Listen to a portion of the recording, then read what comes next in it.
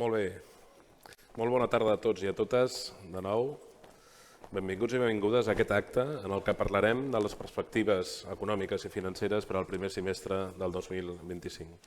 I primer de tot, permeti'm que els hi presenti els companys que m'acompanyen avui a l'estrat, que de la seva dreta a l'esquerra són la Cèlia Benedé, la nostra directora de distribució i gestió discrecional de carteres, el Bas Franzen, director de Mercat de Capitals de Caixa Enginyers, el Dani Sullà, director general de Caixa d'Enginyers i Gestió, i el Dídac Pérez, director d'Inversions de Caixa d'Enginyers i Gestió, que pròximament faran les seves intervencions. És un honor per a mi i per tots nosaltres ser un any més a la Borsa de Barcelona, una institució financera que enguany celebra els 110 anys d'història, situada al cor de la ciutat que va veure néixer Caixa Enginyers i que continua sent una de les principals borses europees. Moltes gràcies un cop més per permetre'ns acollir aquest acte que per a mi és el meu primer acte com a director general de l'entitat. Avui us volem compartir algunes de les reflexions sobre el panorama econòmic i financer que ens espera aquest any. En aquest sentit, des de l'entitat continuarem enfocant-nos en oferir les millors solucions financeres i asseguradores per totes i tots vosaltres, prioritzant sempre la vostra salut financera. I és que gràcies al nostre model de banca cooperativa entenem les finances d'una forma diferent i, com sabeu, ens devem a tots vosaltres, els nostres socis i sòcies que alhora sou clients i propietaris de l'entitat. El nostre propòsit transcendeix el negoci i reflecteix la nostra essència de banca cooperativa, una banca de proximitat que humanitza les finances i que té un impacte positiu en les persones i el planeta. Un model d'èxit a Europa, que creix dia a dia i on ja compta amb una participació de mercat de més del 23%. Un model, el de les cooperatives, que té un protagonisme molt especial en aquest 2025, doncs les Nacions Unides han decretat aquest any com l'any internacional de les cooperatives, una gran oportunitat per posar en valor l'impacte de les cooperatives que les cooperatives tenen a nivell mundial, tot posant el valor en el paper protagonista que l'economia social té en aquesta necessària transició cap a models econòmics més sostenibles i compromesos amb el futur. En aquest sentit, recentment, Caixa Enginyers ha passat a formar part del grup CLADE, el primer grup empresarial de l'economia social a Catalunya, on ens vam integrar el passat novembre. És un privilegi participar d'aquesta forma d'entendre el món financer que ens ha estat acompanyant a Caixa Enginyers des del nostre naixement, ara ja fa gairebé 58 anys.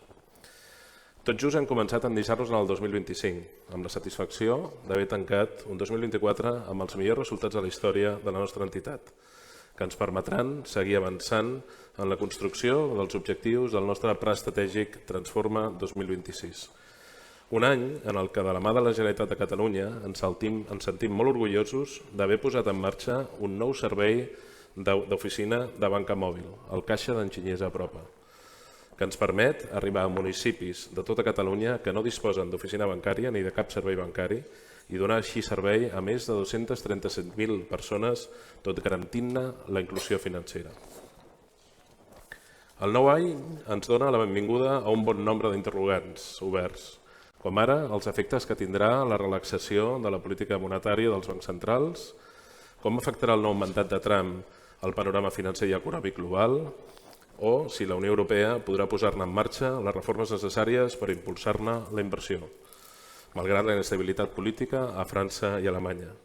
Però com va dir Keynes, el desafiament no és preveure el futur, sinó preparar-se per ell.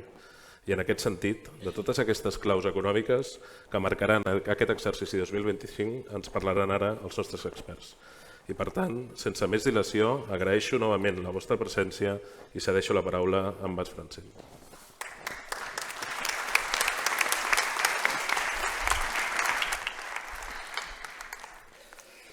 Gracias, Juanjo. Buenas tardes. Gracias a todos, por supuesto, por venir esta tarde a esta sala tan bonita, tan llenísima, ¿no? Está a tope. Da gusto, así, da gusto. Como decía Juanjo en la introducción, vamos a hablar del entorno geopolítico, económico y financiero. Y me gustaría hacerlo empezando con un pequeño quiz. 4 preguntas sencillas o no tan sencillas sobre el entorno que nos ayuda a situar un poco dónde estamos, ¿no? Qué es lo que está pasando en el mundo. No es un quiz oficial, ya pueden ver que no tienen máquinas para votar y lamento que tampoco hay premios, pero les invito a votar mentalmente conmigo y en función de las respuestas que veremos en pantalla, cada uno sabrá si después en el cóctel se merece 1 o 2 copas de vino o quizás algo más, ¿no? Vamos a comenzar. En la pantalla se ve enorme, ¿no? La primera pregunta es sobre la política, ¿no? Sabemos que el año pasado más la mitad de la población mundial se celebraron elecciones. Sabemos que han habido unos cambios importantes, han habido elecciones en países muy importantes, pero la pregunta es en cuántos países el gobierno actual perdió las elecciones, perdió el soporte. Vemos aquí 20, 40, 50 o 60%. ¿No? Vamos, cada uno tiene su respuesta, vamos a ver la respuesta. 60%. 60% de las elecciones perdió el partido gobernante, algo que muestra la inestabilidad, la incertidumbre política que tenemos a día de hoy y hace pensar, por ejemplo, en la Comisión Europea, en Francia, elecciones en Alemania el mes que viene, 23 del mes que viene, y por supuesto en este hombre del que seguramente tenemos que hablar bastante hoy, ¿no? La segunda pregunta se centra en la parte económica. Sabemos que el diferencial de crecimiento en Estados Unidos y Europa es importante. Lo notamos, lo vemos en las bolsas, lo vemos en las inversiones, lo vemos en las noticias, ¿no? Hemos calculado en los últimos 20 años la economía americana, el PIB real de la economía americana, es decir, el PIB corregido por la inflación, incrementó con un 51%. ¿Qué hizo la Unión Europea, la Eurozona en ese mismo momento? Creció menos, esto ya lo he anticipado y todos lo sabemos, pero ¿cuánto menos? ¿Mucho menos o un poquito menos? Vamos a verlo, un 25%, la mitad. Algo que muestra, digamos, el dinamismo de la economía americana y muestra también el problema económico que tenemos aquí en Europa y en la Unión Europea y en la Eurozona, ¿no? Tercera pregunta, vamos complicando un poco más, aunque la verdad es que la respuesta está en las pantallas aquí al lado, he visto antes, pero no vale girarse. Sabemos que la política y la geopolítica impactan los mercados financieros. Aquí hablamos de Francia, ¿no? Sabemos que Francia tiene una incertidumbre política importante, tiene un problema económico, problema de deuda, y esto afecta a la famosa prima de riesgo, ¿no? El diferencial de la deuda respecto a la deuda alemana, que fue tan importante para esta economía en el año 2011-2012, cuando llegó a 700, 800 puntos básicos y salió cada día en las noticias, ¿no? Ya se acuerdan. La pregunta es, ¿cuáles son los actuales países periféricos, Portugal, España, Italia, Grecia, tienen actualmente la prima de riesgo inferior, más bajo que Francia? Es decir, paga menos intereses por su deuda que Francia. De entrada puede sorprender, ¿no? Ni uno, Francia es Francia, tiene un rating AA. Pues vamos a ver la respuesta. 3. Excepto Italia, que tiene una prima de riesgo superior, porque tiene una deuda pública claramente superior. Grecia, Portugal y España tienen un prima de riesgo claramente inferior. Esto muestra la situación en Francia, pero de hecho muestra un poco la situación que tenemos en Europa, que está cambiando, el equilibrio económico está cambiando, ¿no? El sur de Europa está creciendo a un ritmo claramente superior que el norte, sobre todo concentrado en Francia y Alemania. Después lo comentaremos. Y la última pregunta, que es pregunta bonus, vamos avanzando, ¿no?, en el ritmo de complejidad, respecto a la economía china, ¿vale? Sabemos que durante los últimos años, 20 años, el conjunto de la economía americana y las cuatro principales economías de la eurozona han conseguido reducir su deuda privada, es decir, la suma de la deuda de las familias y las empresas. En términos de PIB han reducido un 7%, con diferencias entre diferentes países, pero han reducido. ¿Qué pasó en China en el mismo periodo? ¿Se redujo también o incrementó con 15, 43, 86 puntos porcentuales contra PIB? El 86%, que muestra exactamente la diferencia económica que existe en el mundo. Los países del occidente, especialmente Estados Unidos y España, han reducido fuertemente su deuda privada, más o menos desde la crisis financiera, cuando tuvieron los problemas bancarios, y China ha hecho justo lo contrario. Hemos visto un incremento de la deuda pública y un fuerte incremento de la deuda privada que le lleva a la situación económica tan compleja que tiene a día de hoy. Después lo comentaremos.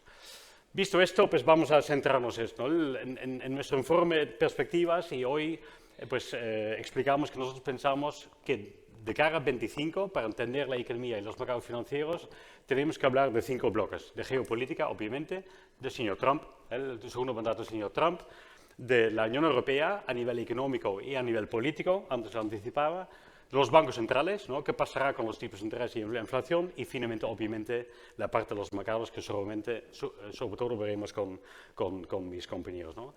Básicamente vemos que hay muchos factores de incertidumbre, muchos factores de riesgo, inflación, economía, Trump, China, qué pasará, inteligencia artificial, etcétera, etcétera.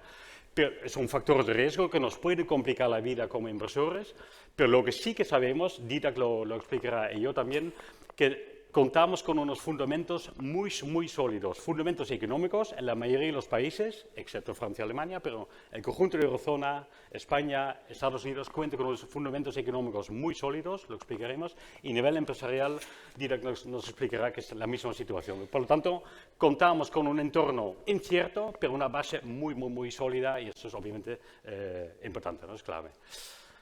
Primer bloque, la geopolítica. Intentaré ser breve. Sabemos que estamos en un mundo pues, complejo, ¿no? Estamos entre los dos polos de influencia, de poder, ¿no? Estados Unidos y China, que intentan complicarse la vida en el tema comercial, en el tema económico, en el tema tecnológico, y esperemos que no lleguen a un conflicto militar, ¿no? Y todos los demás países y regiones estamos ahí entre ellos, ¿no? Genera todo esto pues, conflictos comerciales, los famosos aranceles de Trump, que por cierto Biden no canceló, por tanto es algo ya global, indicado en el azul. Tenemos desgraciadamente conflictos bélicos, que todos conocemos, y diferentes tensiones políticas internas, que ya he mencionado antes, nos preocupa especialmente Francia y Alemania, pero hay muchos ejemplos más. Y hemos tenido que añadir a último hora en la presentación, hace unos días, pues la sorpresa de enero de Trump, ¿no? Que en paralelo a su programa electoral, pues ha inventado pues, que ahora quiere Groenlandia, Panamá también tiene que ser, el canal de Panamá tiene que ser de Estados Unidos, Canadá forma parte de Estados Unidos, ¿por qué no? Y el Golfo de México obviamente tiene que ser el Golfo de América, ¿no? Qué tontería. Pero bueno, ya hemos visto todo lo que hace el señor Trump.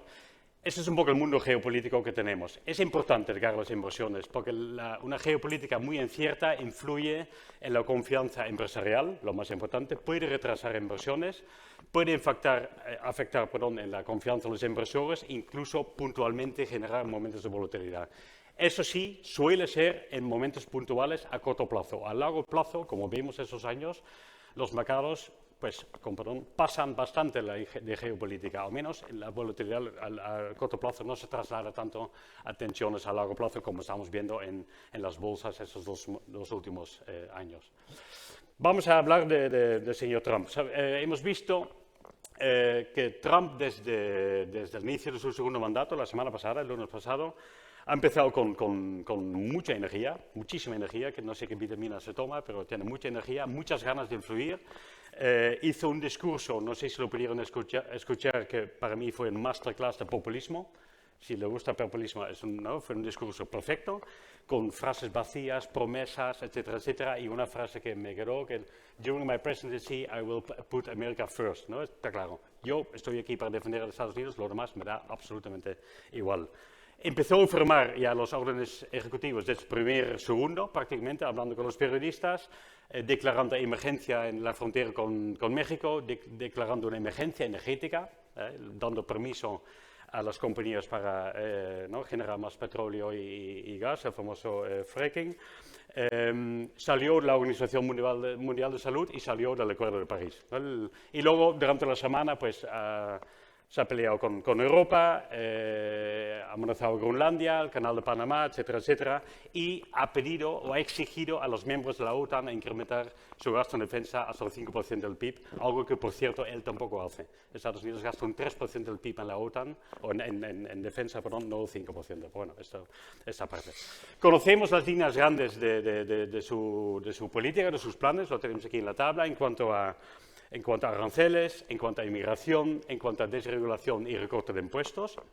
Pero también sabemos, lo explicamos ya hace medio año, lo explicamos en nuestro informe y lo podemos leer en prensa, que estos planes aplicados tal cual pueden tener un impacto negativo incluso para Estados Unidos, a través del comercio exterior, ¿no? Con los aranceles, a través de inflación, mayor inflación, un importante riesgo de mayor inflación en Estados Unidos, a través de mayor presión en el déficit público, que ya es un 7%, y finalmente todo el conjunto en mayor niveles de tipos de interés, que ya estamos viendo un poco en estas primeras semanas del año. Como Trump también es una persona que se preocupa mucho por el corto plazo, lo que indicamos aquí en el medio, sus índices de popularidad, seguramente lo más importante, Wall Street, las bolsas, funcionan bien o no funcionan bien, y finalmente la inflación. Decimos inflación porque Trump en su campaña declaró muy claramente que Biden era el culpable de la inflación y él lo iba a arreglar. Si no lo consigue, es decir, si los aranceles y otras medidas se trasladan en mayor inflación, pensamos que Trump puede ser bastante más pragmático. Sabemos que es un hombre mercantilista, un hombre negociador, amenaza, negocia y se va a otro tema. Nosotros pensamos y esperamos que sea así, un Trump más bien pragmático. Vamos al bloque de la Unión Europea. Europa tiene un problema. Bueno, de hecho, Europa tiene muchos problemas. Tenemos problemas económicos y problemas sociales y políticos. En cuanto a la economía, pues a Europa le falta, antes lo hemos mencionado, falta dinamismo, falta capacidad de crecimiento. Nos falta inversión, no juntamos todo el capital que tenemos para invertir, nos falta dinamismo, no innovamos, regulamos pero no innovamos, ¿no? Como siempre decimos, y esto se traslada en una falta de competitividad y falta de creación de empresas y falta de crecimiento en productividad. Seguramente tiene que ver con problemas políticos que tenemos, ¿no? Somos la Unión Europea, pero no nos coordinamos, no hay cohesión, no somos unión. Vemos muchos ejemplos continuamente. Hace unos años, cuando la Comisión Europea criticaba a China por los derechos humanos, el presidente francés Macron cogía un avión y volvía con unos contratos para la industria francesa. Hace poco la Comisión Europea se quejaba de Elon Musk sobre su influencia en la campaña electoral alemana. Mientras tanto, la presidenta italiana Meloni se va a cenar con él, ya lo vimos. Es como una, descoordinación, ¿no? Es total descoordinación, un poco un caos, ¿no? Por lo tanto, nos tenemos que juntar. Esto lo escribieron ya los señores Letta y Draghi en los informes que ya conocen, que se publicaron el año pasado, y recomiendan una serie de temas que tenemos que trabajar. Básicamente, lo que tenemos que hacer son dos temas. Es menor foco en la regulación. Como mencionaba antes, decimos entre los economistas, Estados Unidos innova y Europa regula. Esto lo tenemos que adaptar. No se tiene que dejar de regular, pero de una forma un poco más ágil, práctica y adaptado a los mercados.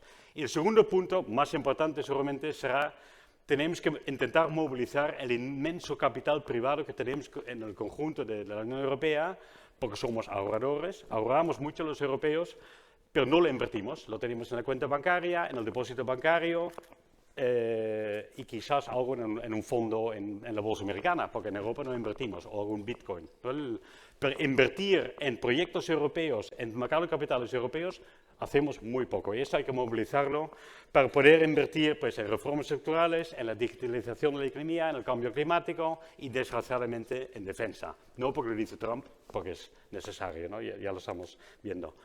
Aquí somos más escépticos, porque sabemos que Europa, los problemas que tiene, no hay unión, ¿no? Hay varios países, por ejemplo, Italia y Países Bajos, ya con países claramente euroescépticos en el gobierno. Los euroescépticos en general están ganando fuerza en todos los países. Y tenemos los principales líderes, Francia y Alemania, en una situación económica delicada y también con incertidumbre política. Por lo tanto, aquí pensamos que más bien que vamos hacia un avance parcial que ya estaría muy bien. De hecho, hace pocos días la Comisión Europea anunció un plan que es como una versión descafeinada de esas recomendaciones, que se llama la brújula de competitividad, con 30 puntos que van un poco en esta línea. Les decía, es una versión parcial, pero al menos vamos avanzando poco a poco y veremos dónde llegamos. Me voy al cuarto bloque, que sería la política monetaria, ¿vale? Y aquí hablamos de la divergencia de la política monetaria. Puede sorprender, porque si han seguido las noticias de los bancos centrales, nos damos cuenta que el Banco Central Europeo desde junio y la Reserva Federal desde septiembre han bajado los tipos de interés con 100 puntos básicos por la moderación de la inflación. Pero nosotros pensamos que a partir de ahora todo será distinto, es decir, desde mañana, porque mañana hay reunión de la FED y el jueves hay reunión del Banco Central Europeo. Lo vemos también un poco aquí abajo en las últimas declaraciones. Las declaraciones en diciembre, la FED hablaba de una economía razonablemente fuerte y unas tasas de inflación algo elevadas. En Europa hablaban de riesgo de la baja para la economía y una moderación de la inflación que va por buen camino. Por lo tanto, todo apunta a un cambio y lo vemos un poco también en los datos de inflación. A la izquierda vemos inflación subyacente, es decir, inflación sin los componentes más volátiles, energía y alimentación. acercándose claramente hacia el 2 en Europa, pero pegándose al 3,5% de Estados Unidos. Y todos los datos apuntan a lo mismo. Por lo tanto, nosotros pensamos que a partir de mañana la Reserva Federal mantendrá los tipos de interés y lanzará un mensaje de vamos a mirar muy bien los datos de inflación antes de tomar nuevas medidas. Pensamos que quizás durante el año puede recortar aún una vez más, pero no mucho. El BCE el jueves bajará los tipos y dirá que volverá a bajar los tipos porque es necesario.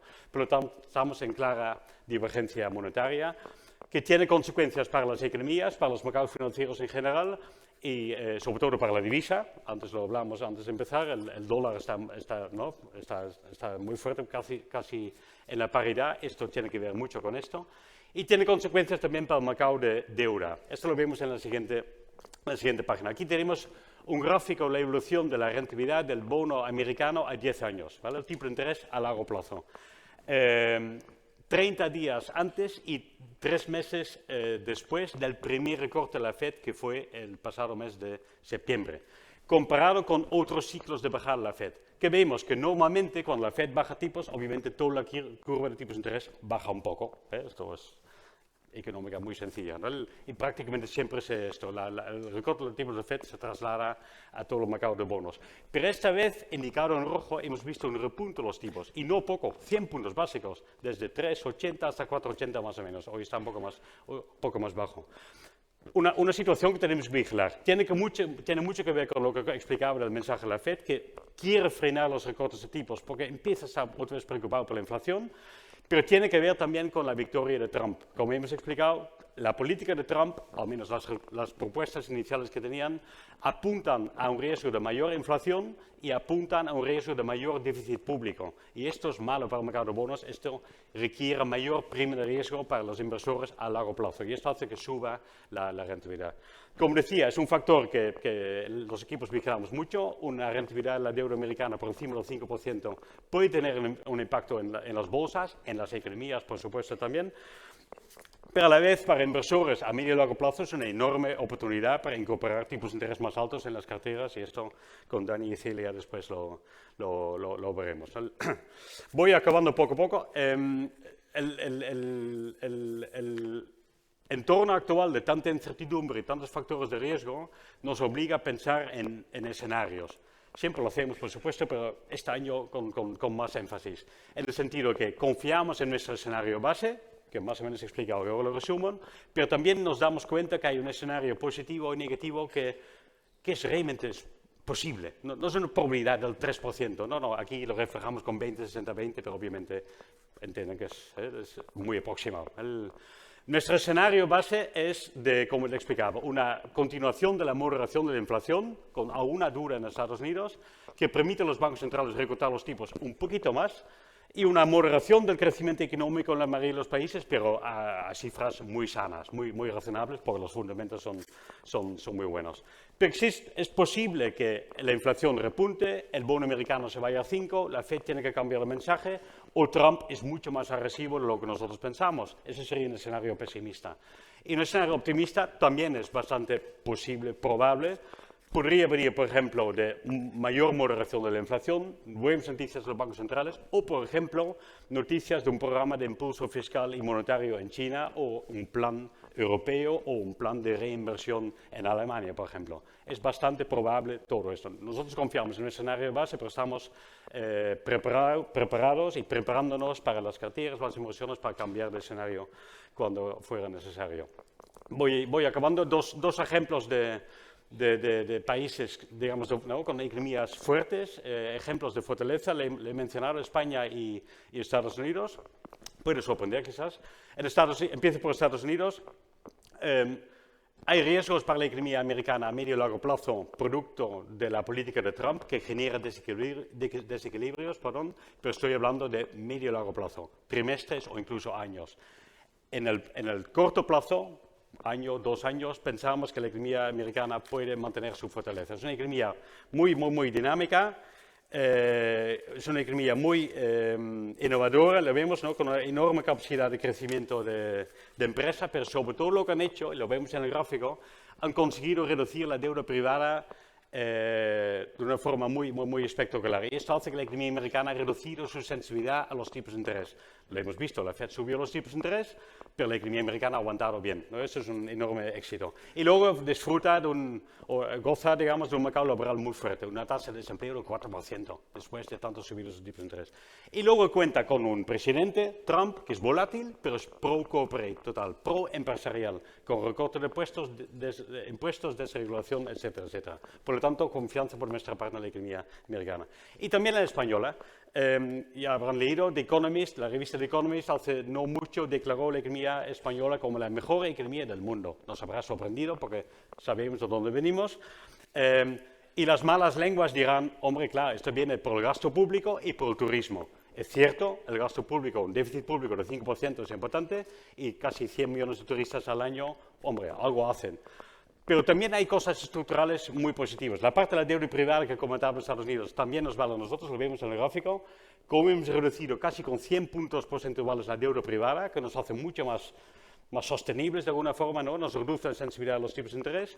Hemos mejorado claramente en competitividad, lo vemos en crecimiento de las exportaciones y vemos, por ejemplo, también como los servicios no turísticos, como por ejemplo transporte, consultoría, servicios tecnológicos, hemos doblado en la última década. Este tipo de servicios pesan el doble en el PIB que el turismo. O sea, tanto hablar de turismo porque hay cosas que realmente funcionan bien. Tenemos un sistema energético estable y relativamente a buen precio y también la economía española disfruta de 500.000 de inmigrantes al año que entran a ayudar a nuestro mercado laboral y evitar tensiones. Por lo tanto, optimismo respecto a la economía española, no solo por el turismo.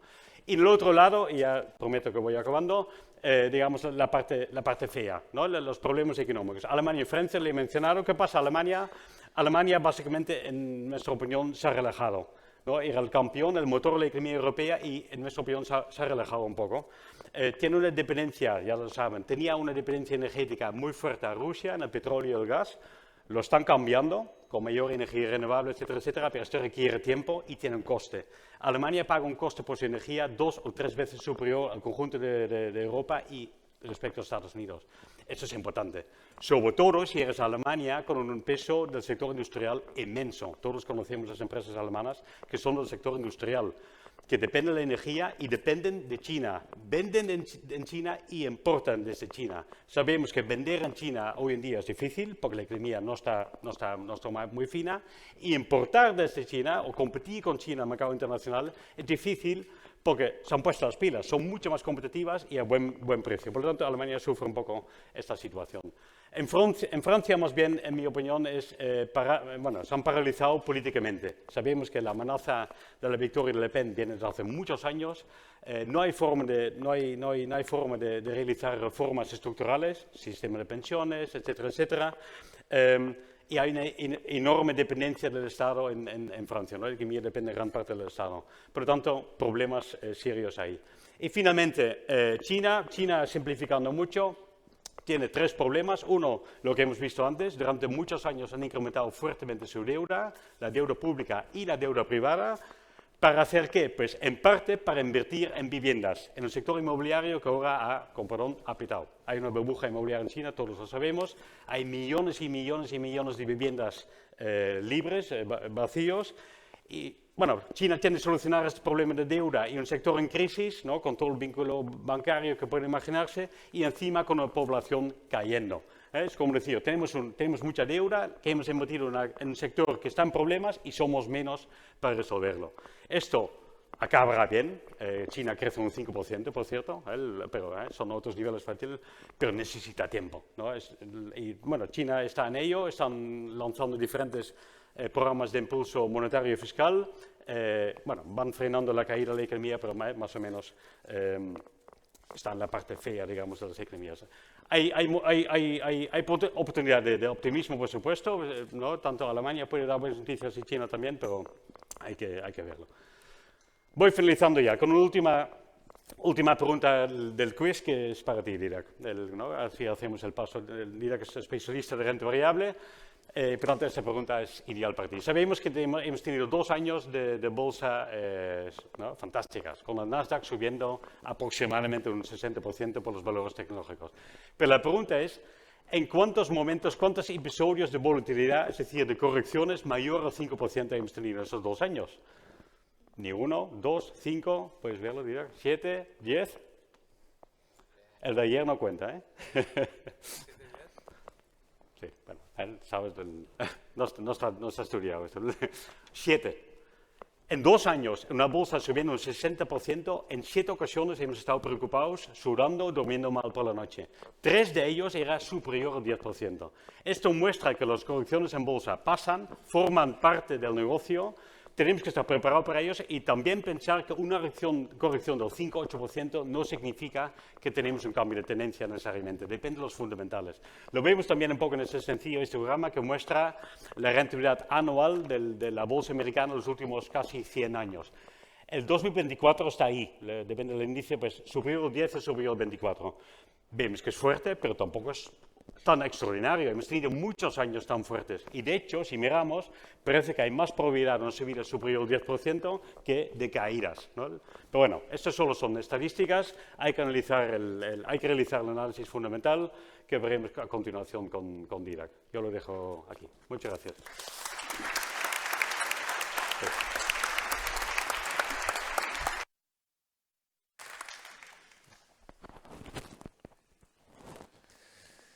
Gràcies, Juanjo, gràcies, Bas. Gràcies a tots i totes per la seva assistència. Bé, val a dir que afortunadament ahir vam estar a punt d'afegir un altre numeret aquí en el set per l'evolució del Nasdaq, com bé sabeu. Permeteu-me, abans de començar la meva presentació, aprofitar la presentació i el petit test que ha fet el Bas per d'alguna manera recalcar 2 punts essencials que hem de tenir clars si volem invertir en el món de les accions, en el món de la renda variable. Un, òbviament, és el més notori, és les accions sempre pugen en el llarg termini i recordeu que això no només ho fan de forma absoluta, sinó que també ho fan amb respecte a altres actius. Per què passa això? Bàsicament perquè hem de tenir en compte que invertir en el món de la renda variable, òbviament, hi ha associat un major risc. I aquí em porta al segon punt, i és que si volem obtenir rendibilitats per sobre d'altres actius, rendibilitats absolutes positives, doncs òbviament hem d'assumir riscos. Hem de ser capaços d'assumir aquests episodis de volatilitat que ens feia referència al Bas, perquè d'altra manera no tindríem aquestes rendibilitats. Llavors, quina recomanació faríem? Amb episodis de forta volatilitat, amb molt de soroll, això, òbviament, quan tot surt a premsa, quan tot surt als titulars, el que diríem és mantinguem la calma.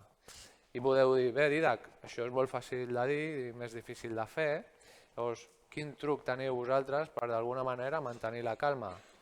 Doncs bàsicament el que nosaltres fem no és una altra cosa que intentar separar el gra de la palla i enfocar-nos realment en els fonamentals corporatius i principalment en els beneficis empresarials.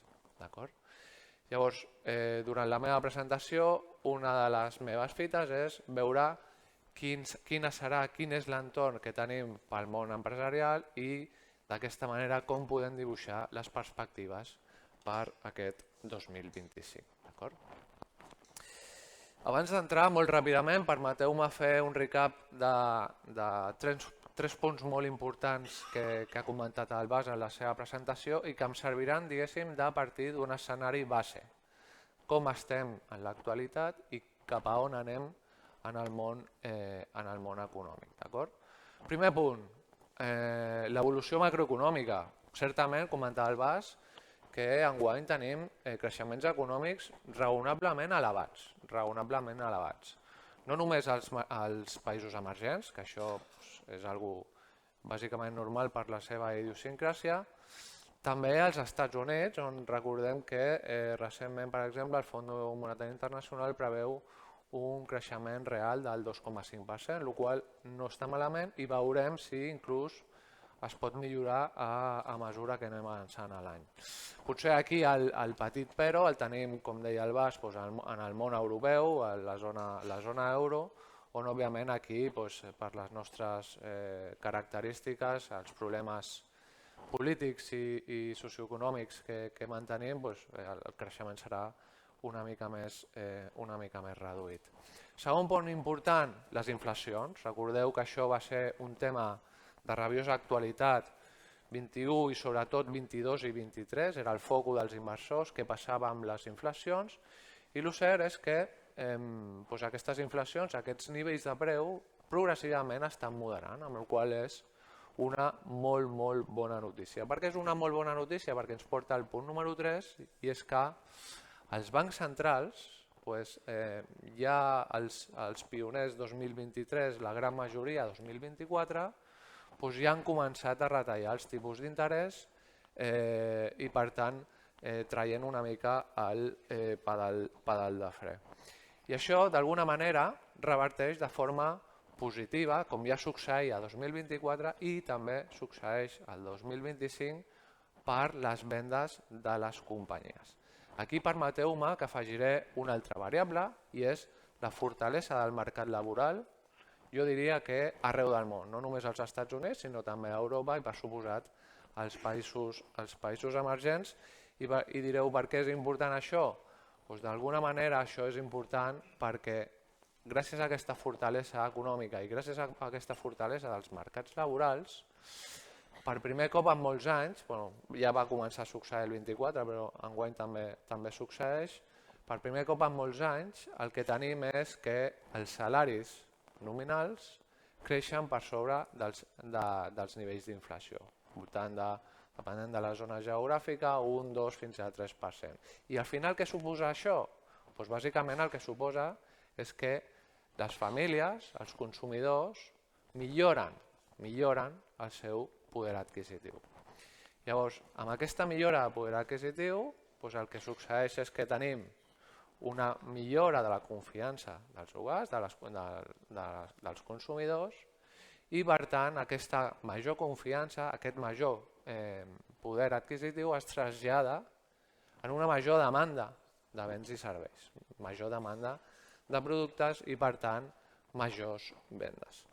Abans de seguir avançant amb els resultats corporatius, permeteu-me aquí detenir-me perquè una de les problemàtiques, si recordeu, que presentàvem per les perspectives de 2024 i que realment ens treia alguna la son a les nits, era que malgrat experimentàvem creixement de vendes en els anys 21, 22, 23 i 24, sí que és cert que sobretot 22, 23 i primera part del 24, aquest creixement de vendes pràcticament venia exclusivament d'increments de preu. Això ho hem patit tots, no? Per exemple, quan anàvem al supermercat, que trobàvem que cada cop fer front a la cistella de compra era més cara. I això succeïa en gairebé tots els béns i serveis i era una cosa que ens preocupava perquè d'alguna manera el consumidor ja s'estava esgotant en termes d'assumir aquests majors preus. Bé, la bona notícia enguany és que per primer cop en molt de temps està passant el que realment demandàvem, i és que aquest creixement de vendes no vingui tant per la banda de preus, sinó que vingui més versat per la banda de volum. Llavors, aquí positius. Un altre tema, avançant amb els resultats corporatius, que ens fa ser positius o moderadament positius, és el tema de costos d'aprovisionament i costos operatius. Per què? Perquè, si recordeu, una de les principals pals a les rodes que teníem durant 23 i 24 era que hi havia un decreixement en termes de marges operatius. Aquest decreixement principalment venia explicat per tres variables: matèries primes, inventaris i falta de productivitat en alguns casos. Doncs bé, el que tenim a dia d'avui, ja va començar el 2024 i s'està accelerant a 2025, és que el que abans era un vent de cara, s'està convertint en un vent de cua. Llavors, Si mirem a dalt a l'esquerra, els preus de les matèries primes, aquí tenim una sèrie de cistelles, diferents matèries primes, energètiques, industrials, agrícoles, però al conjunt el que es veu que aquestes matèries primes en termes de preus van assolir el seu màxim després de la pandèmia. I a partir d'allà, els preus de les matèries primes van començar a baixar. Igual suposa o igual succeïa en els inventaris. Recordeu, pandèmia, tothom boig perquè les cadenes de subministrament estan absolutament tancades.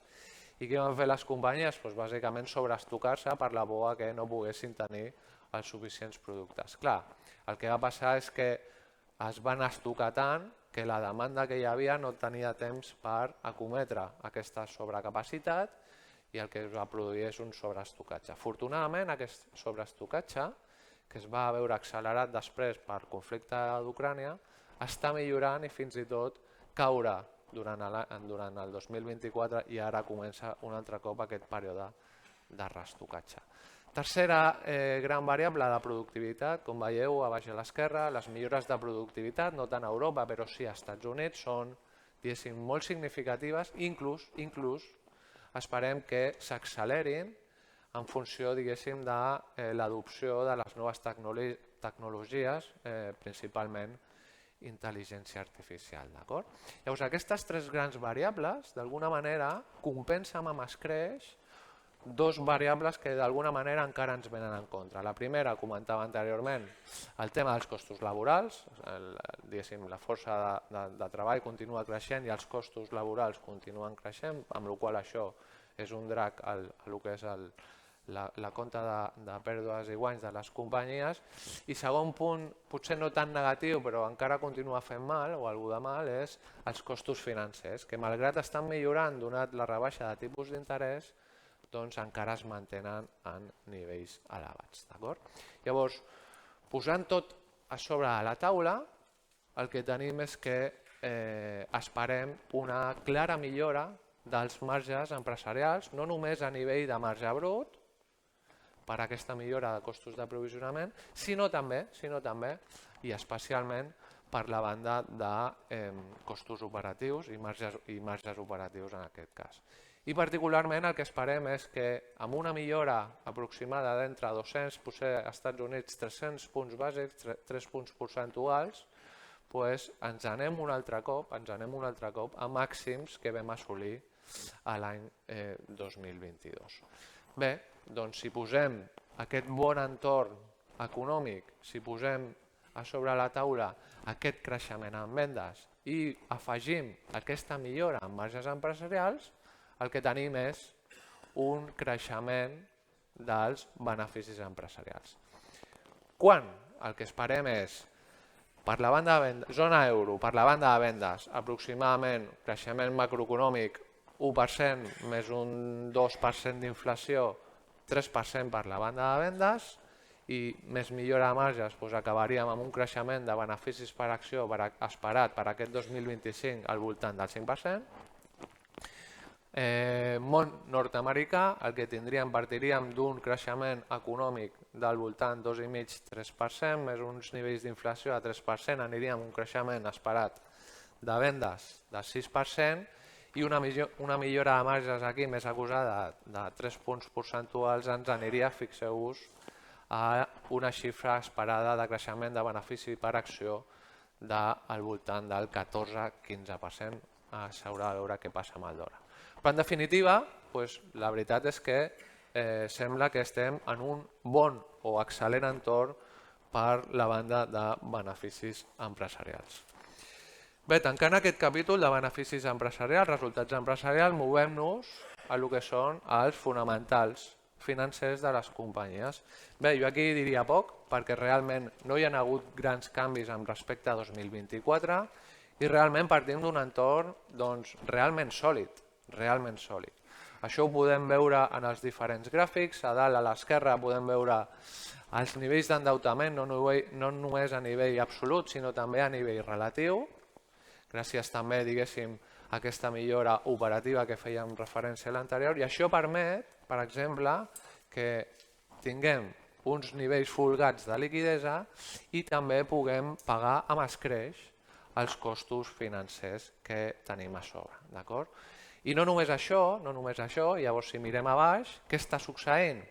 Un punt important en el món corporatiu o un termòmetre és les tasses de default, les tasses de quebra, i el que veiem a baix a mà esquerra és que no només no estan repuntant, sinó que es mantenen a nivells extremadament baixos en termes històrics. I només una catàstrofe, no una catàstrofe, però no només un escenari pessimista o negatiu, faria d'alguna manera quelcom pujar aquestes tasses. Llavors, com a conseqüència, les agències de rating, tan importants com sabeu en el món financer, no només no estan empitjorant els ratings, sinó que els estan millorant, com veieu en el gràfic de baix a la dreta. Llavors, si tenim una millora substancial de l'evolució operativa de les companyies i afegim que ens trobem amb una solidesa extrema per la banda financera, doncs diríem, ostres Didac, el que hem de demanar a les nostres companyies és que inverteixin en aquest creixement futur. Nosaltres, de fet, és el que demanem a la Carta dels Reis. Què passa? Que a la vida real o quan anem a la pràctica el que ens trobem o el que ens diuen les companyies és que no estan trobant suficients projectes rentables per reinvertir en el negoci i créixer en el futur. Llavors, això, si veiem en el gràfic de dalt a la dreta, això es trasllada que només hi ha un perfil de companyies, que són les grans companyies tecnològiques nord-americanes, les quals sí que estan afrontant projectes, diguéssim, d'inversió en capital fix, però la gran resta o la gran majoria, d'alguna manera, a dures penes, poden cobrir amb les inversions del seu dia a dia. I això ens porta a un punt, jo diria que bastant rellevant, en la mesura que no estava tan clar això en el passat. I m'explico. Això són les remuneracions als accionistes. Llavors tenim millora operativa per una banda, extremada solvència financera per l'altra i falta d'inversió per la banda, diguéssim, de les companyies. Llavors, nosaltres, com a accionistes d'aquestes companyies, què els demanem? Escolta, nois, si no podeu reinvertir en el vostre creixement, retorneu-nos els calés en forma de dividends o recompra d'accions. Llavors, aquí veiem a dalt a la mà dreta com aquest increment en la remuneració accionista és notori o molt notori, fins i tot creixent a tasses d'entre el 7% pel món, 10% als Estats Units. I fixeu-vos a baix, a mà dreta, un tema bastant recurrent, que són les recompres d'accions, que no deixa de ser una altra forma de remuneració a l'accionista, algo que coneixien bé els americans i que porten fent durant moltes dècades. Això d'alguna manera s'està implementant a Europa, amb la qual cosa ho titllem de positiu. Potser dos focus a monitoritzar. Primer focus, els catalitzadors tècnics. Aquí potser destacaríem que els ratis, diguéssim, que ens medeixen si el mercat d'accions està calent o fred, a dalt a la dreta podem veure que està més a la banda alta, més a la banda calenta que a la part freda. I a baix a l'esquerra el que ens diuen és que el posicionament o el gran posicionament dels inversors en termes d'assignació de renda variable d'entre les seves carteres ja ha assolit nivells elevats i per sobre del que teníem en termes històrics. Llavors aquí cuidado perquè això pot generar volatilitat en el curt termini com vam poder experimentar ahir. Segon gran punt a monitoritzar, el tema de valoracions. Jo aquí aniria amb cuidado perquè segons nosaltres les valoracions són raonables. Sí que és cert, i ho veiem aquí amb els PERs i els preus en llibres, com el món en general està barat, sobretot a Europa, emergents, i també a Espanya no tan barat Estats Units, doncs aquí sí que veiem que estan per sobre dels mitjans històrics. Potser diríeu, és preocupant? Jo diria que no és preocupant perquè tenim en compte que és el millor mercat amb les millors companyies i tant en quant tinguem aquest creixement del 14-15% que feia referència a l'inici, les valoracions d'alguna manera passen a un segon terme. Llavors aquí us deixo el nostre escenari base, que ja l'hem comentat, creixement en vendes, millora de marges, creixement en beneficis, excel·lència a nivell de solvència financera i potser a monitoritzar aquests dos punts que hem fet referència anteriorment. Potser per la banda negativa i coses a tenir en compte, que no, insisteixo, no és el nostre escenari base, però poden passar, òbviament, és un empitjorament de la macroeconomia i sobretot una acceleració del que serien els nivells de preus. Ja acabo. Dos focus també a tenir en compte, més externs. Primer, administració de Trump. Nosaltres creiem que, com a mínim per les accions nord-americanes, Trump tindrà un impacte positiu amb respecte al mercat de valors, principalment perquè creiem que les seves decisions o la seva política va més versada a generar beneficis empresarials, que recordeu que això per nosaltres és el que al final determina l'evolució dels preus, i potser els arancels no tindrien un impacte tan negatiu com a mínim per ells. I no deixeu de pensar que un dels principals termòmetres que utilitza Trump és l'evolució de la borsa dels actius de renda variable nord-americana, i per tant és possible que no descartaríem caigudes, però sí que descartaríem, o com a mínim posaria tot el foc a l'assador per evitar col·lapses de mercat. Amb això ja acabo. Segon gran punt, ja sabeu que gran part de la rendibilitat, que va ser molt forta durant 2024, va venir explicada per molts poquets noms, molt poquetes companyies, en particular 7. Això no és perquè sí, no perquè els inversors ens haguem despertat amb ganes d'invertir en aquestes 7 companyies, sinó, com veieu, els beneficis d'aquestes companyies van créixer i continuen creixent de l'ordre del 30%, mentre que la resta del mercat, les 493 companyies, apenas creixien. Veurem això, si diguéssim aquesta diferència es concentra i podem veure més creixement per la resta del mercat versus aquestes grans companyies, que en qualsevol cas això ens determinarà si aquesta diferència en rendibilitats és més homogènia o continuarà amb aquestes diferències. Llavors jo deixaria aquí la meva presentació. Moltes gràcies.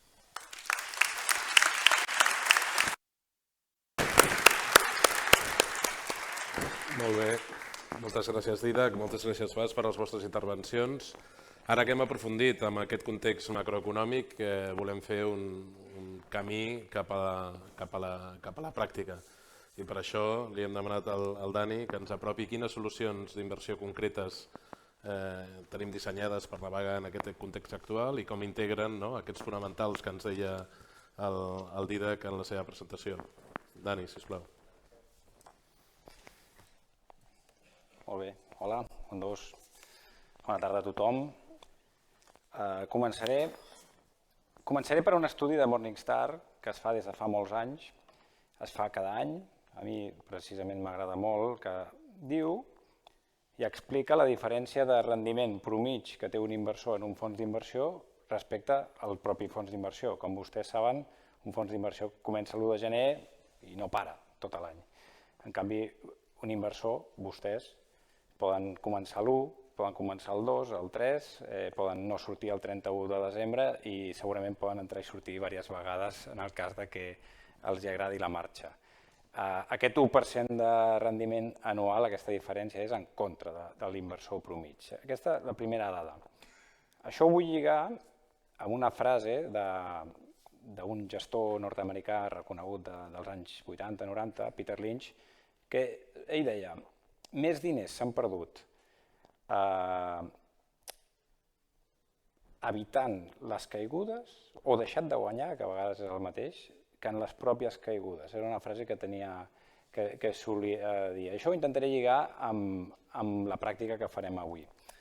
La teoria moderna de carteres explica que en carteres diversificades, és important el tema diversificat, i en un període de temps correcte, a més volatilitat, els reguladors ens oblien a dir risc, jo discrepo en certa manera, però a més volatilitat barra risc hauríem d'assolir més rendiment. Aquí els hi poso l'exemple dels 3 fons més insígnia, més de referència de la casa, perquè a més cobreixen 3 grans perfils: Premier, 100% renda fixa, Environment, 60% borsa, i el global, que és 100% borsa. El Juanjo em convidava a passar a la pràctica, doncs anem a passar a la pràctica. Anem a 5 anys enrere, gener de l'any 2020. És una data més o menys senzilla de saber perquè començàvem a escoltar un tema d'una grip a Xina, o sigui que segurament saben on estaven en aquell moment. I jo els convidaré a fa 5 anys a decidir durant 5 anys en quin dels 3 vehicles haurien d'invertir segons la teoria moderna de carteres, que hem explicat què significa. Ara bé, abans de decidir en quin dels 3, jo vinc del futur i els hi entrego un paper amb coses que succeiran durant 5 anys. Són verídiques totes, no m'invento res.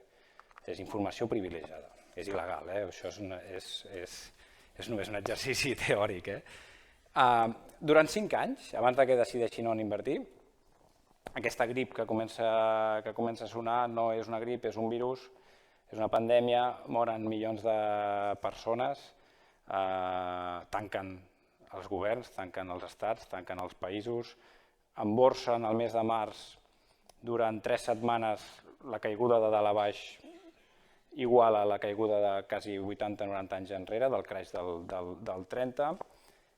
Els països s'endeuten enormement, aquest deute crea inflació, aquesta enorme inflació, juntament amb una guerra no esperada dins del continent europeu, fa explotar el preu de les matèries primes i de l'energia. Els bancs centrals reaccionaran amb la pujada més forta dels últims 40 anys, en un curt període de temps. Les borses tornaran a tenir una forta caiguda, tots els actius financers de fet cauran 2 anys més tard. En el tercer i quart any el consens del mercat serà que ve una recessió econòmica. Ve una recessió, és un consens, a més gairebé tothom està d'acord. I per acabar aquest període de 5 anys, un senyor anomenat Trump és reelegit com a president dels Estats Units. I bé, com haguessin invertit amb tota aquesta informació? I què haguessin esperat? Quins resultats haguessin esperat amb tota aquesta informació? Em temo que no els hagués anat bé tota aquesta informació si només haguessin hagut de decidir una sola vegada d'entrar. De fet, els resultats, la columna, no veig res jo, però la columna fosca de més a la dreta, que parla dels 5 anys, aquí tenen el retorn de la renda fixa, en aquest cas el Premier, és un rendiment positiu anual, tot això són rendiments anuals nets després de comissions. El Premier ha guanyat diners, en honor a la veritat no ha cobert la inflació, però ha guanyat diners, no ha perdut diners. Veníem d'un entorn, no ho he dit, però en l'any 20 veníem d'un entorn bo de borses i veníem d'un entorn relativament bo de renda fixa, però la renda fixa estava en nivells quasi al zero. L'expectativa de rendiment no podia ser bona i, a més, amb l'episodi de gran pujada de tipus. El mixt, l'environment, 6,6 de rendiment net anual a 5 anys.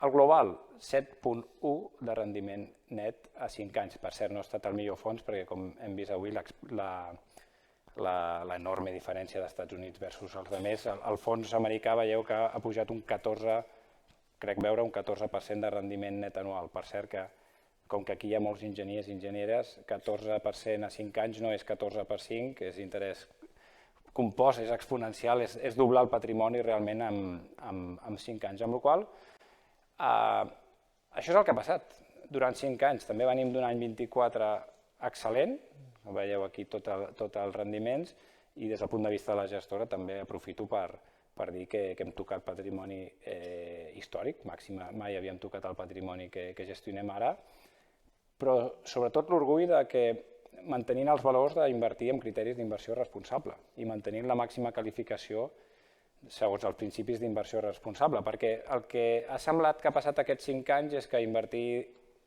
ESG, ara és un terme que està una mica així en contradit, és contrari o pot ser oposat a guanyar diners o a treure bons rendiments. I el 75% de la gamma ha sigut primer i segon quartil Morningstar l'any 24. Aquí és des d'on venim. Ara bé, si haguéssim de fer ara un altre cop l'exercici, hem de decidir avui a 5 anys vista.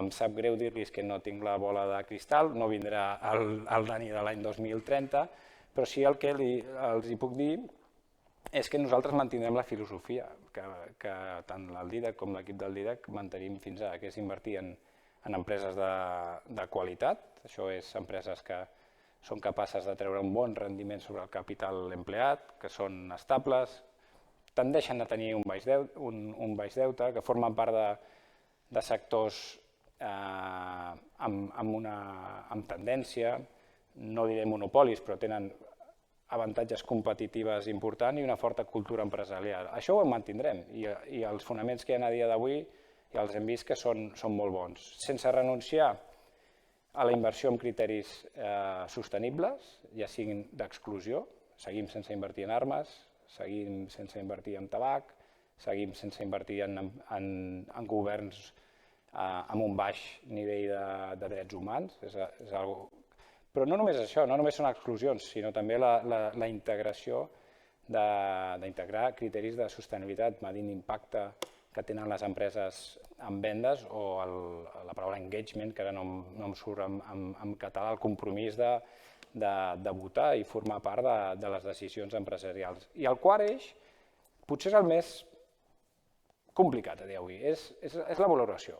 Empreses de qualitat que creixen i amb criteris sostenibles, el dia d'avui no estan barates, les coses com són ara mateix, no estan barates. Ara bé, és complicat definir el tema valoració, en finances la valoració a llarg termini a vegades funciona com a força de gravetat, però també es demostra que a curt termini el múltiple que la gent està disposada a pagar quan està disposat a pagar beneficis és molt important. Aquests no ho hem dit, però aquests 2 últims anys les empreses han anat molt bé, però el que la gent està disposada a pagar per el que guanyen aquestes empreses també ha anat molt bé, estan disposades a pagar més. Això pot revertir, forma part del rendiment. Llavors, si ens centrem en la valoració, i jo per acabar, on estem a dia d'avui? Una notícia molt bona, una potser no tan bona. La notícia molt bona és pel partícip conservador, pel partícip moderat. Avui hem parlat, tipus d'interès, em sembla que no ha sortit, però els tipus d'interès reals, és a dir, després d'inflació, estan en positiu. Els tipus d'interès, invertir en renda fixa, a dia d'avui protegeix i crea poder adquisitiu. Hi ha hagut certa divergència entre la part més curta, el monetari, en aquest cas el fons Tesoro, amb la part ja, no diré llarga, però no tan curta, 2, 3, 4 anys de duració. Estem parlant de, ara mateix, el Premier, amb duracions, per no entrar en temes tècnics, però més o menys el venciment de les emissions, amb 3-4 anys de duracions ja és factible, està amb rendiments, en aquest cas bruts, del 3.7, 3.8, una mica més del que surt aquí, perquè el mes de gener ha corregit una miqueta, i amb una alta qualificació creditícia, és a dir, sense incórrer gaire risc de liquiditat i sense incórrer gaire risc de crèdit. Això és una bona notícia pel client conservador. Ara bé, el DIDAC deia que no només hi ha que mirar l'absolut, sinó també el relatiu. Pot ser que la renda fixa ara està millor posicionada que ho estava fa 5 anys, que ho estava fa 7 anys. Això ho pensem tots. Seguim pensant que a mig i llarg termini s'ha d'anar incorporant els inversors nacionals, haurien d'anar incorporant més risc a les carteres atenent les estadístiques. En aquest cas, que veiem en el mixta i en l'environment i en la renda variable, en el global, les mètriques de renda variable, efectivament, ho hem vist avui, els múltiples, quants cops es paguen beneficis, és difícil baixar de 20, 21, 22, carteres globals, després hi ha emergents, Europa, Ibèria, però carteres globals és difícil baixar de 20, 21, 22. Això són nivells històricament elevats. Però, per què estan elevats? No dissocien de la realitat, estan elevats perquè les empreses que tenim en cartera ara mateix estan creixent en un dígit doble mig, és a dir, 14, 15, 16%. És un creixement molt important. I ara mateix les empreses estan sent capaces de reinvertir sobre el capital empleat, en el cas de l'environment global veureu que un 30%, això és, jo crec que històric. Amb la qual cosa, no sé si tinc la solució de què succeirà els propers 5 anys, però jo per acabar faré ús d'un proverbi xinès que diu el millor moment per plantar un arbre va ser fa 20 anys, no? El segon moment és ara. En inversions, en finances, segurament el millor moment per invertir va ser fa 5 anys, però potser el segon millor moment és ara. Això és tot. Moltes gràcies.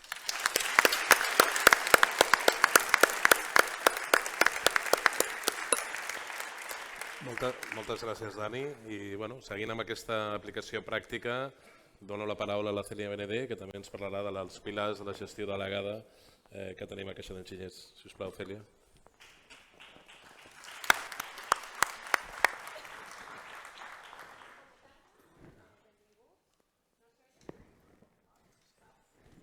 Bona tarda, ahora. Benvinguts. Me gustaría tener un nivel de catalán como para continuar, pero no es mi lengua materna y si me disculpan, volvemos a cambiar al castellano. Bueno, un placer compartir hoy Atril con estos compañeros de los que siempre aprendemos y que hoy nos han explicado que existen amenazas en el horizonte, pero que también existen oportunidades de inversión y además que cuanto antes las aprovechemos mejor, ¿no? Entonces, ¿cómo podemos aprovechar nosotros como inversores estas oportunidades y cómo puede Caja Ingenieros ayudarnos a aprovecharlas? Centrándonos en invertir en carteras de fondos, que es de lo que hablaremos, tenemos que saber que existen 3 maneras diferentes de invertir, ¿no? Podemos ser inversores independientes cuando tenemos conocimientos financieros, tenemos tiempo suficiente, podemos tomar nuestras propias decisiones. Y para ello ponemos a vuestra disposición nuestra plataforma de fondos, tanto internos como externos. Puede que tengamos conocimientos, pero que tengamos preferencia por recibir un acompañamiento, ¿no? Por tener un guía que nos oriente y que nos asesore. En ese sentido, tenemos a su disposición nuestros servicios de asesoramiento puntual.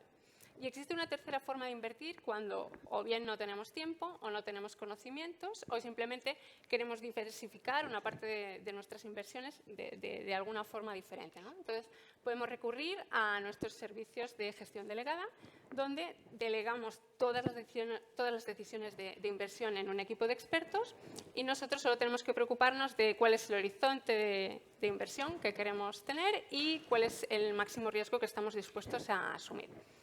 De esta gestión, de la gestión delegada, es de la que hablaremos hoy un poco más en detalle. En Caja Ingenieros tenemos 2 servicios de gestión discrecional de carteras, son los servicios Select e Insignia. Ambos comparten la misma metodología y la misma filosofía.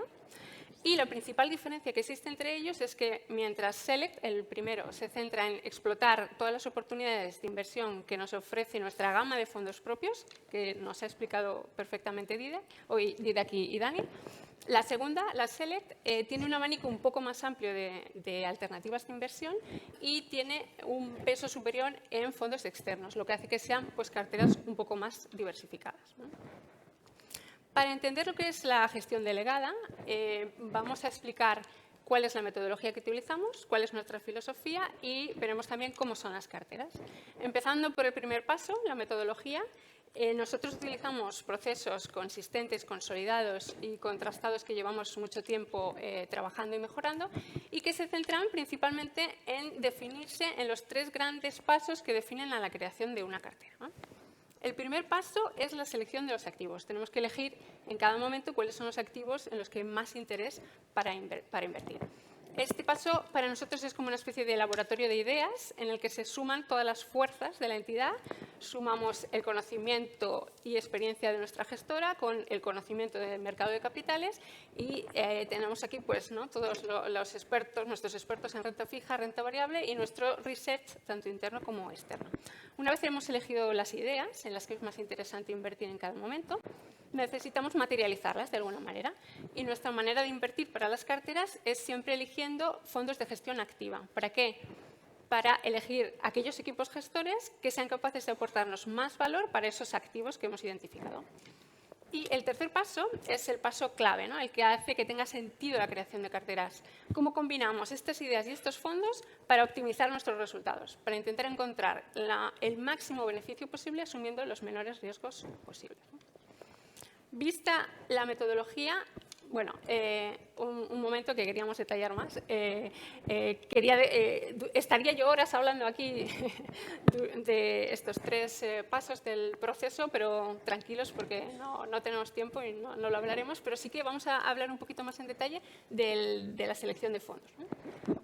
Cuando nos enfrentamos a seleccionar un fondo, resulta que nos encontramos con un universo de miles de fondos. Entonces, para analizar universos tan grandes necesitamos modelizar, ¿no?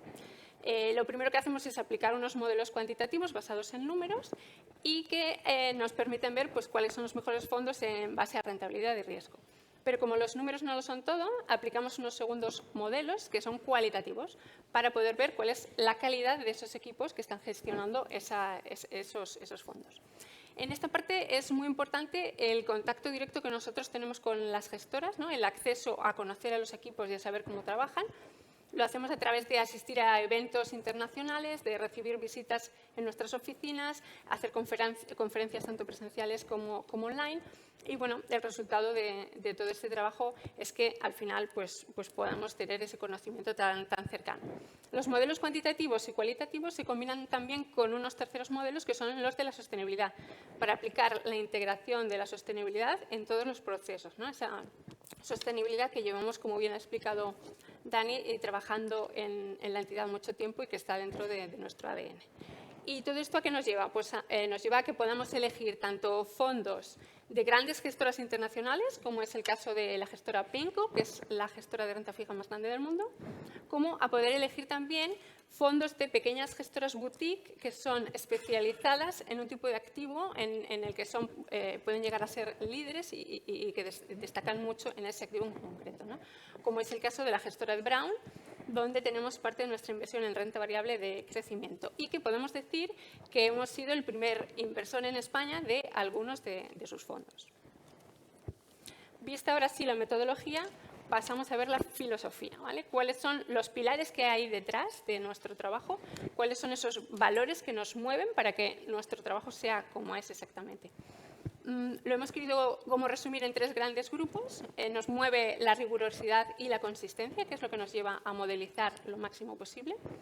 Nos mueve también poner siempre en el centro la preservación de capital y, por tanto, tener mucha preocupación por el control de los riesgos.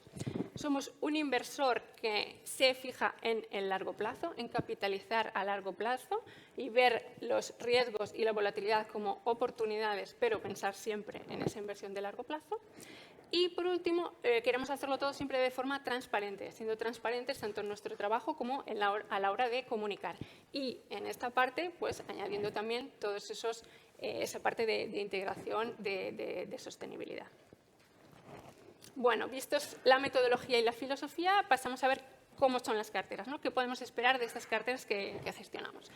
Primero lo haremos viendo el pasado y para eso tenemos aquí unos gráficos en los que podemos ver nuestras 5 carteras modelo para los diferentes perfiles de riesgo, moderado, arriesgado y muy arriesgado, y cuál ha sido su comportamiento en un ciclo de los últimos 6 años. Este ciclo sobre el que también ha hablado Dani y en el que hemos tenido unos eventos bastante importantes, ¿no? Hemos atravesado una pandemia, un conflicto bélico en Europa, una crisis de inflación, un entorno de tipos negativos muy largo. Y lo que podemos observar en estos gráficos es que, a pesar de todos esos eventos, tener esa visión diversificada de largo plazo y aprovechar los momentos de corrección para detectar oportunidades nos ha permitido ir capitalizando rentabilidades y podemos ver que todas las carteras, independientemente del nivel de riesgo, han capitalizado una rentabilidad positiva y que todas se encuentran en máximos históricos. Esto sí hablamos como comportamiento absoluto, pero también podemos ver el comportamiento relativo. Entonces, arriba en los colores azul y y dorado tenemos nuestras carteras y abajo tenemos la evolución de las categorías de Morningstar que son comparables a los niveles de riesgo de nuestras carteras. En estas categorías están los fondos mixtos que serían comparables a carteras, ¿no? Son dos tipos de inversiones equivalentes. Entonces, como veis, tanto en relativo como en absoluto, el comportamiento de nuestras carteras pues, ha sido positivo, ¿no? Y entonces esto ha sido viendo lo que ha pasado con las carteras ha pasado. Pero lo que es más importante, ¿qué son las carteras hoy? Y por tanto, tal y como son hoy, ¿qué podemos esperar de ellas a futuro? Pues bueno, nuestras carteras son carteras que ahora mismo tienen dos claros motores de rentabilidad. El motor de la renta variable y el de la renta fija. El motor de rentabilidad de la renta variable siempre lo hemos tenido, siempre ha estado ahí y no lo hemos perdido. Y lo que nosotros ahora tenemos pues es una cartera diversificada y equilibrada que tiene como pilares o base pues, los mismos que compartimos con la gestora y que ya se han explicado, ¿no? Pero con lo que contamos también ahora para nuestras carteras es con este segundo motor de rentabilidad, el de la renta fija, ¿no? Aquí durante años se había perdido, no lo teníamos, no nos aportaba y sin embargo ahora lo hemos recuperado. Durante los últimos meses, años ya, desde que han vuelto los tipos, hemos ido construyendo una cartera diversificada en la que vamos combinando diferentes vencimientos, diferentes calidades crediticias, que tiene siempre un enfoque global y que para que se hagan una idea, en promedio ahora estas carteras tienen un tipo de alrededor de un 3,90. Por tanto, tenemos un cupón de 3,90 que está trabajando para nosotros cada día en las carteras y que está ayudándonos a capitalizar, ¿no? Estos dos motores, el de la renta fija y el de la renta variable, lo combinamos siempre también con parte de gestión alternativa. Quizá ahora tenga menos peso porque hemos recuperado esa renta fija que habíamos perdido, pero seguimos teniendo peso porque nos ayuda mucho a mitigar los riesgos. Y tenemos un ejemplo muy claro en lo que pasó ayer, un día en el que todas las bolsas corrigieron, pues tenemos una estrategia de valor relativo de renta variable de la que hemos tenido ya la valoración hoy. Y en este día de corrección generalizada de bolsas, esta estrategia subió un 0,65, con lo cual va a conseguir pues, mitigar un poco la caída de este día, ¿no? Y ya llegando al final, con la conclusión que queríamos que os quedara hoy sobre las carteras, es que pues, nuestras carteras no son unas carteras que inviertan pensando en especulación y en oportunidades cortoplacistas sin fijarnos en los riesgos y concentrando ideas, sino que son todo lo contrario. Son carteras equilibradas, diversificadas, que tienen siempre esa visión de largo plazo, de aprovechar oportunidades y de compensar tanto las expectativas de rentabilidad que tenemos como los riesgos, ¿no? Muchas gracias a todos por su tiempo y pasamos a la pregunta.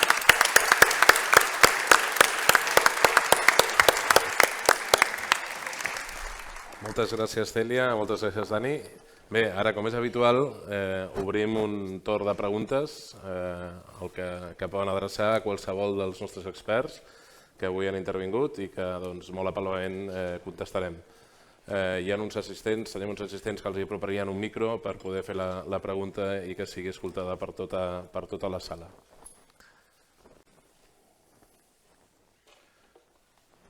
Qui tingui la pregunta que aixequi la mà i ens aproximarem.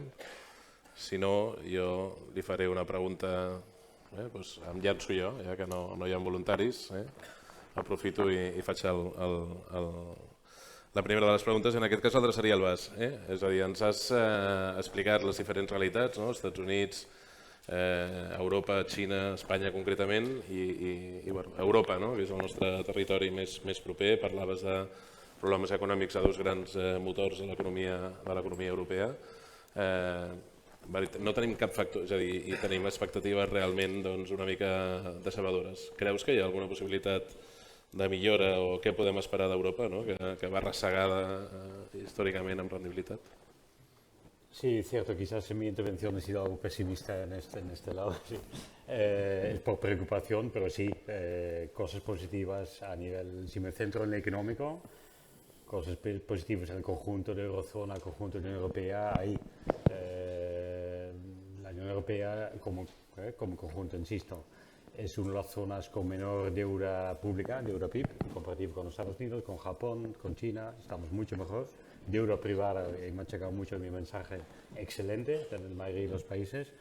y a nivel político parece que hay realmente mayor voluntad, al menos en Bruselas, al menos en la Comisión Europea, con el plan que he mencionado, de empezar mejoras y, como decía, pues movilizar el enorme capital privado que existe. Un dato, la tasa media de ahorro, es decir, los europeos ahorramos aproximadamente un 15% de la renta disponible, ¿no? Esta cifra en Estados Unidos es un 6 o 7%. Entonces tenemos un enorme capital privado acumulado, que hemos mencionado en intervención, que tenemos ahí, que podemos movilizar, debemos movilizar. O sea, sí, era un toque quizás algo negativo, pero hay puntos sólidos que están ahí, pero hay que activarlos. Muchas gracias, Bas. Me reconforta, me deja algo más tranquilo. Gracias. Bien, ¿algún voluntario? ¿Alguna pregunta más? Sí, aquí en el centro de la sala. Gràcies. Bona tarda.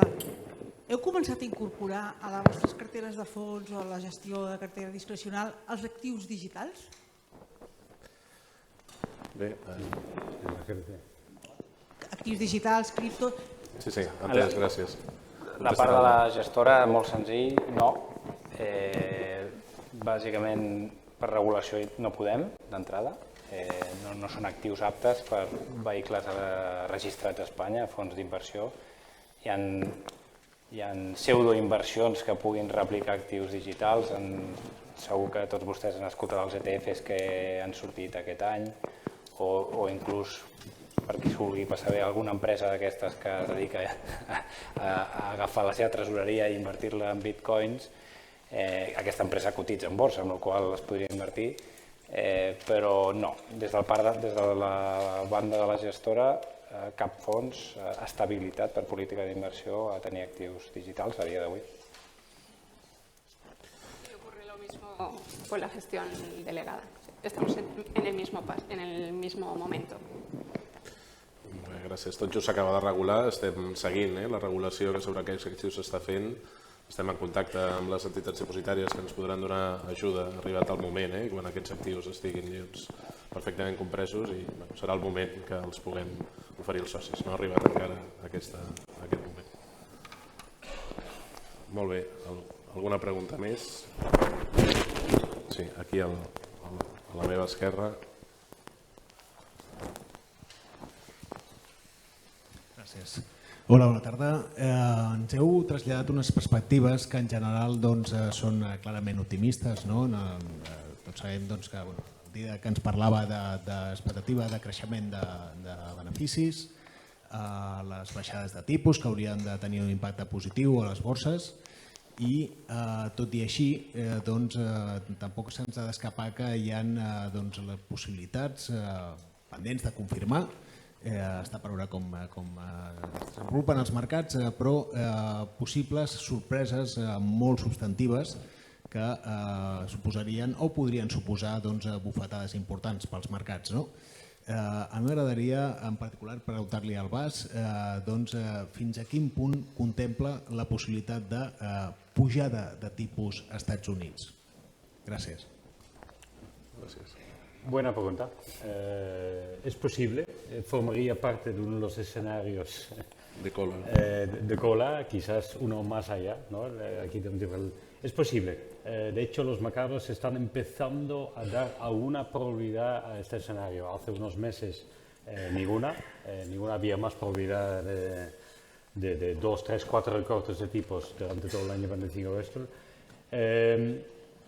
Creo que la barrera para la Fed para subir tipos es muy elevada. Tendríamos que realmente una aceleración de la inflación, porque los tipos actuales en Estados Unidos 4,25, 4,50 son niveles restrictivos, son en teoría suficientes como para deprimir, digamos, la inflación, para controlar esa inflación, porque son tipos reales elevados, Dani hacía mención antes.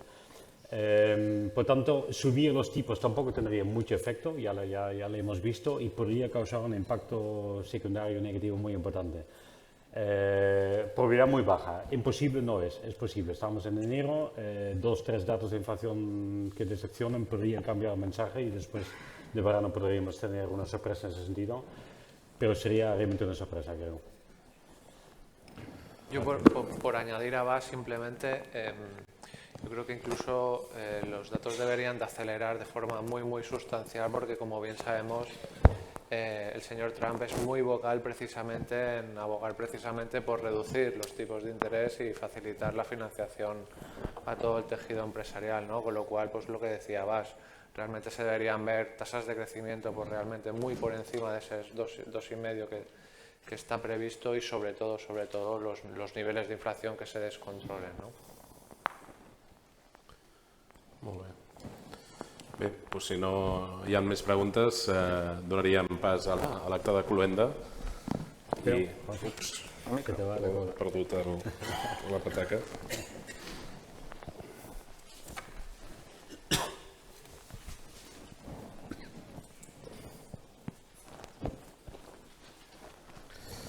Molt bé. Bé, com hem vist, les perspectives econòmiques i financeres d'aquest primer semestre de 2025 estan fortament marcades per la política de Donald Trump en un context de la Unió Europea que requereix de reformes estructurals, amb oportunitats, com també ens ha remarcat el Bas, i d'un mercat xinès en el que s'imposen mesures fiscals contundents, donada la debilitat de la demanda domèstica. En paraules del Paul Krugman, Premi Nobel d'Economia, la incertesa econòmica no sols és un desafiament, és una oportunitat per redissenyar estratègies i construir una major resiliència al canvi. Esperem que les claus que avui hem compartit amb tots vostès, per part dels nostres experts, us siguin útils a l'hora de prendre les millors decisions financeres. Estarem encantats de donar-vos tot l'assessorament financer i el recolzament necessari. En nosaltres teniu, com bé sabeu, una entitat cooperativa centrada en cuidar la salut financera dels nostres socis i sòcies. Vosaltres sou la nostra raó de ser. De nou, moltes gràcies. Gràcies a tots i totes per acompanyar-nos en aquesta jornada. I ara donaríem pas a un còctel en el que podrem seguir compartint idees i intercanviant opinions. Moltes gràcies a tots.